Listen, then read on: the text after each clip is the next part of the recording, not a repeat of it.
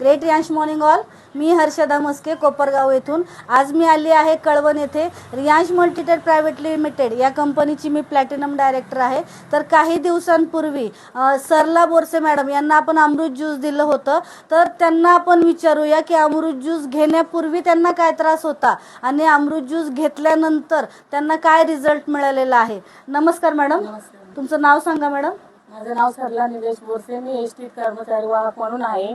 मला BP, thyroid, migraine असे आजार आणि ऍसिडिटी फुल होती. खूप असे आजार होते. घरी आल्यावर मला असं काही करू वाटायचं नाही. थकवा वगैरे खूप होता. पण मी अमृत ज्यूस घेतल्यानंतर मी ड्युटी एकदम फ्रेश नुसार करते. माझी अशी इच्छा आहे की सगळ्यांनी अमृत ज्यूस घ्यावं आणि सगळ्यांनी आरोग्य चांगलं राहावं. सगळ्यांनी. मॅडम किती दिवस झाला अमृत ज्यूस घेताय तुम्ही? मला दोन महिन्यापासून अमृत ज्यूस घेते. टोटल बॉटल किती झाल्या तुमच्या? आमचे झाले असतील 15 दिवस जाते एक बॉटल आम्हाला.